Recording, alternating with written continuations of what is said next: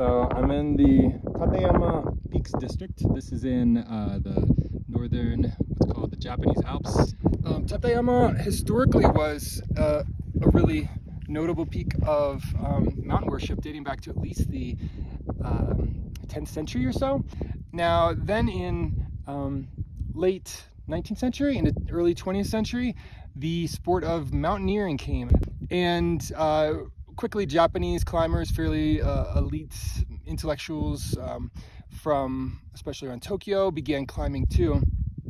Now, the standard narrative is that, and I guess the way that people think in general is that when mountaineering came, it kind of split off from mountain worship, and that the two became quite separate forms of enjoying or being in the mountains.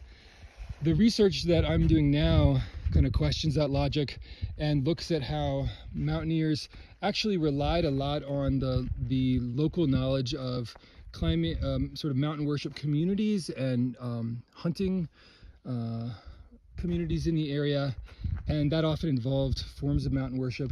And then they also were kind of figuring out what mountaineering was to themselves and wrote about it extensively.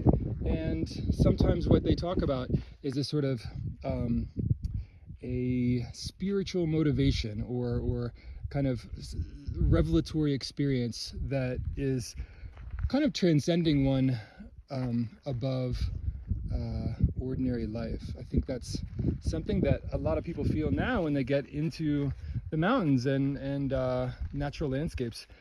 So that's basically what I'm looking at, the fact that when we look at this history, it's not a clean cut division of mountain worship and mountaineering, but actually really had many intersections along the way and continues to.